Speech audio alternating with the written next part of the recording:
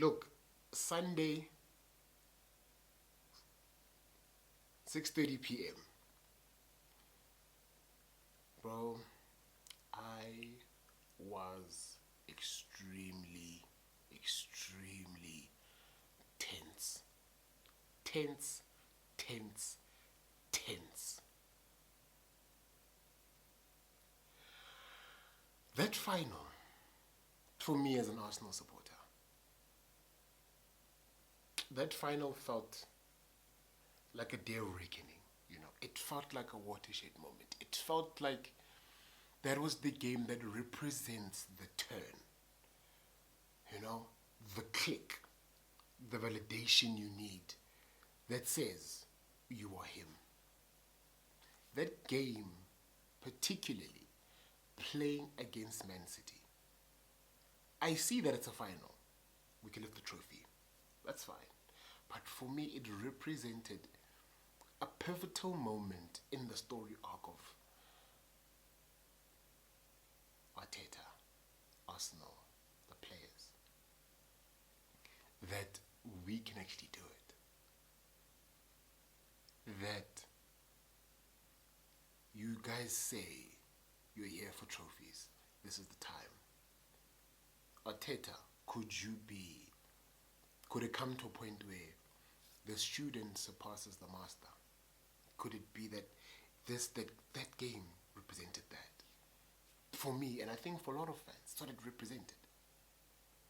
That if you get a victory, beating Man City, your closest rival for the title, it offers validation that you actually are him. You can do it. 6:30 came, couldn't breathe. I was like, oh, yeah, it's about to get rough. And then full time happened. And I'm sitting there, I'm like, yo,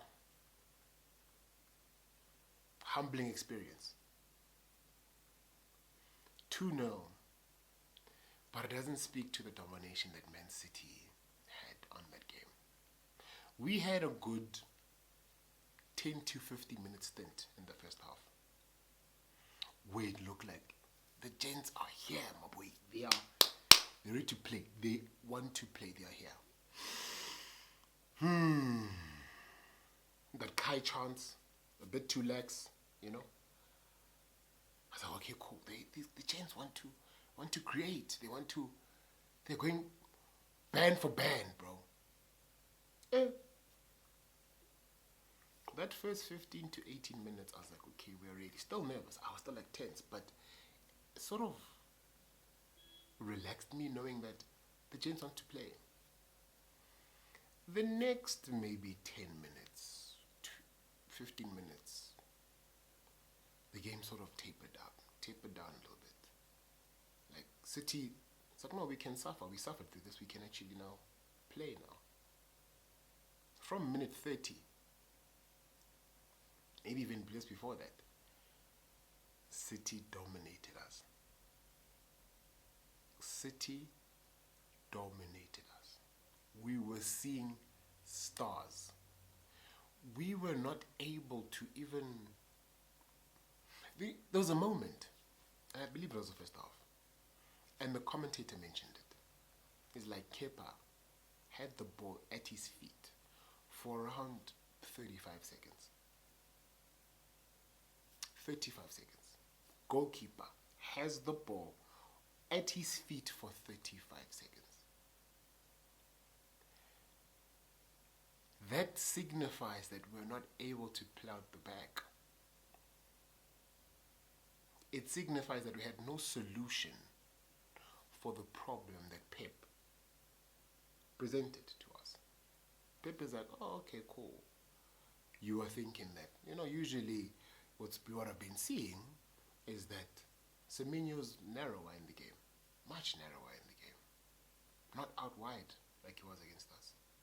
Pep decided, you know what, Arteta, here's a problem, see if you can find a solution. See if your players can find a solution. And that problem was he just went, put a front four in front of our defensive line. in front of Saliba and William Saliba, Gabby, and Kepa. He put Haaland, Jeremy Doku on the far left. I believe it was Ryan Cherky or Bernardo Silva and Semenyo in front of our box. They were not. They weren't even trying to press Kepa. They're not gonna press Kepa, and they did not. We struggled. Our two centre backs and our goalkeeper could not get the ball in behind that front four. We couldn't do it. That's why Kepa had the ball at feet for 35 seconds. At no point was there an opening. Now I think to myself, is that Pep being a genius and thinking to himself, if this guy starts Kepa, we know he can't play the ball in behind. You can't play that ball into Rice and Zubi. You're not gonna get it. The gaps are too small. Too small. Too narrow. So you're not gonna play through it, you're not gonna play over it. Dink a ball in behind it. I think that's what happened, and Pep did. It was amazing, because we couldn't. So what option did we have? Cool, let's go long. Then you think to yourself, okay, cool. If you go long, we've got somebody. We've got Kai that should be able to, at least get the ball down. Your careers, to feet, not the best. Not the best, And we could see it. But either way, even if we go long, which is a tactic that you can use, it would be great if you had Marino, that would have helped. You go long, when you go long, it's a 50-50. There's not always a chance you'll win the ball. But you then hope to win the second ball. And what it felt as though every single second ball was going to a Man City player. We were not there. We were not there. That's why we went long and the ball came back. We went long, we were under pressure. We went long, it just couldn't do anything. Couldn't get our rhythm. And this was the theme of the game from minute 30 until minute 90 plus. Went to a point where, which was quite sad to watch, my boy in Cap here was just there, right? He was there, but Semenyo was finishing him 1v1. Finishing him 1v1. And made it even worse because he had the yellow card. Oh, man.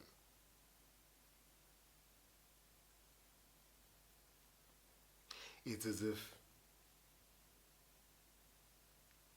we don't have players that can take the game by the scruff of the neck and saying, this is my time now. We didn't have a Himothy in our team. There was no Himothy. It was sad to watch, to be quite honest, it was sad to watch us.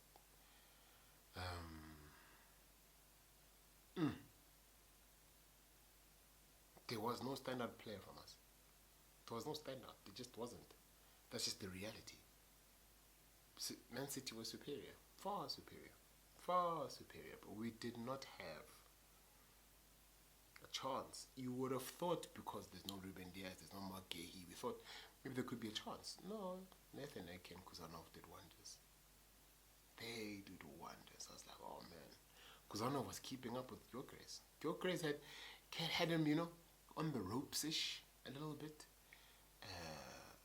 in that first 50-minute stint. But you think to myself, I would have thought, okay, could you have found a solution? Could you have found a solution half-time? Because momentum shifted.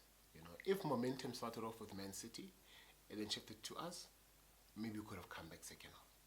But the fact that it started with us, and we really weren't doing. We were there, but after that, momentum shifted to Man City. Man City took that and ran with it. We could not get back from that shift. We struggled. That was tough. All I can hope for is that is that this loss, does not trickle down into our performances for the league. I really hope. It's all I can hope for. I've got no control. I can only hope that doesn't happen. That doesn't shake our belief. That doesn't shake our resolve. That we'll just get back on the bandwagon and go again. That's what we need. Because, like I was saying, it was a pivotal game. Pivotal game.